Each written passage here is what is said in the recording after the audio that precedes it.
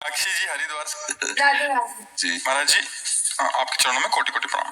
महाराज जी, आप कहते हैं कि जो भी कार्य करें अभ्यास पूर्व रहें, चाहे पढ़ाई करें या व्यापार करें। गुरुदेव, कभी कभी अभ्यासरत रहने के लिए सत्संग का समय निकल जाता है। गुरुदेव मार्गदर्शन करें कि उस समय किसको मानता दें, कर्म को या सत्संग या नाम जप को।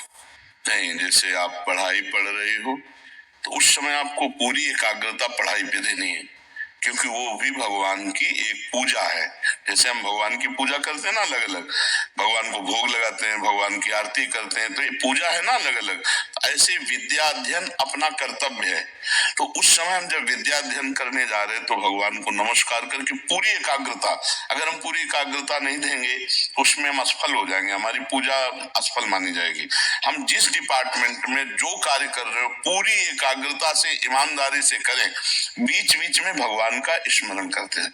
जैसे हम 5-10 मिनट में एक बार बोलिए राधा, अब क्या परेशानी है, कलम रोकी राधा, और 2 घंटे 4 घंटे 8 घंटे जो भी कार्य किया या पढ़ाई की, बाद में भगवान के चरणों में वो कर्म अर्पित कर दिया, उसे कर्म समर्पण योग कहते हैं।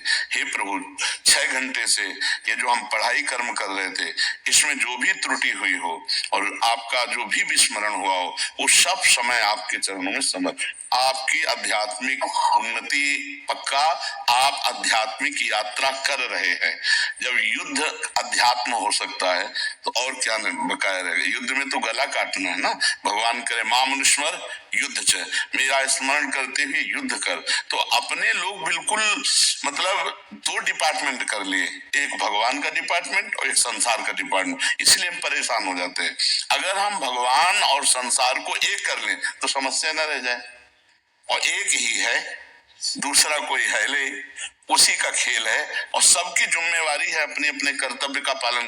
कोई किसी की बहन है, कोई किसी की बेटी है, कोई किसी की पत्नी है, कोई किसी की माँ है, सबका अलग अलग कर्तव्य है, और एक ही शरीर से कई कर्तव्यों का पालन करना है। इन कर्तव्यों का ठीक ठीक पालन कर लेने का मतलब है भगवान की आराधना।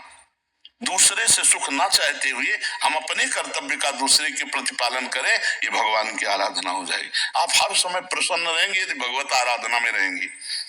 भगवत आराधना का मतलब केवल माला चलाना ही नहीं है, अपने कर्तव्य का सांगोपांग पालन करना है। गुरुदेव, जैसे मैंने अभी सीए की पढ़ाई पूरी करी और मैं व्यापार शुरू कर रही हूँ, तो उसकी वजह से जैसे आपने कहा अभ्यासरत रहो, तो रात तक लेट तक काम करना पड़ता है अपना सब कुछ।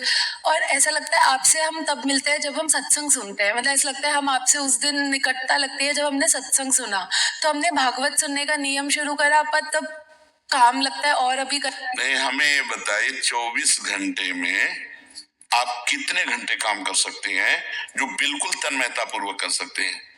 गुरुदेव 10-12 घंटे। 12 घंटे, 30 मिनट सत्संग सुन लीजिए। 30 मिनट, 12 घंटे अगर हम काम कर रहे हैं और 30 मिनट हम सत्संग के लिए निकाल लेते हैं तो क्या हमारा घाटा हो जाएगा?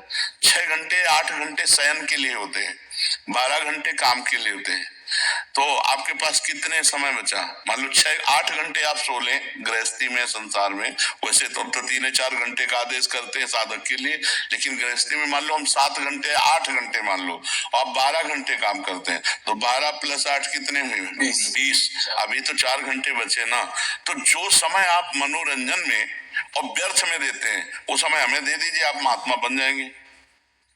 आप इस हमारे प्रश्न का उत्तर दीजिए कि आप 12 घंटे काम कीजिए और वो 12 घंटे ठाकुर जी को समर्पित करने के लिए 1 मिनट लगता है, ठीक है?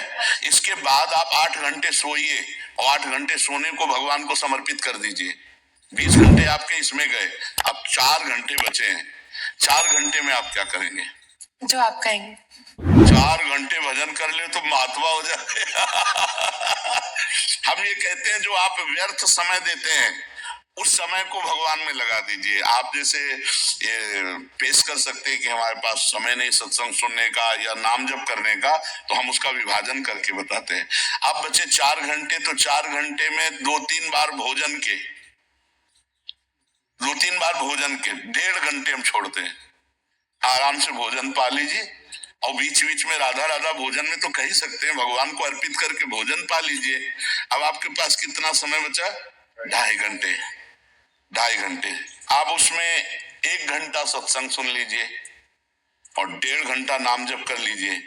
2.5 घंटे आप हमें दे दीजिए, फिर देख लीजिए, 2.5 घंटे आप समय निकाल कर दे दीजिए अगर हमें, और आप अध्यात्म के अच्छे साधक न बन जाए तो आप हमें बताना, पर गलत मत करना, व्यभिचार मत करना, व्यसन मत करना, गंदी बातें ना देखना ना सुनना, फिर आप देख लो कितने अच्छे बन जाओगे आप। अगर आप गंदी बात बीच में करते रहोगे तो फिर आपको लगेगा कि मैं जो कर रहा हूं उसका कुछ अनुभव नहीं हो रहा है, क्योंकि घड़े में अगर एक भी छेद कर दो तो धीरे धीरे पानी उससे निकलता जाएगा।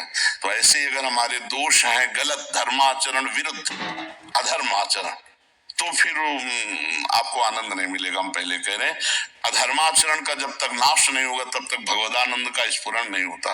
तो इसलिए हमें सहयोग करो कि आप जैसे बॉयफ्रेंड गर्लफ्रेंड, ये गंदी बातें जो भारत में आ गई हैं, आप लोग उसे स्वीकार ना करें, आप लोग धर्म पूर्वक चलें। आप जब एक दूसरे को मित्र बनाएं तो माता पिता की अनुमति से शास्त्र संयम पूर्वक पाणी ग्रहण करके गृहस्थी में जाइए, फिर प्यार से रहिए, कोई परेशानी नहीं। ये गंदी बातें हमारे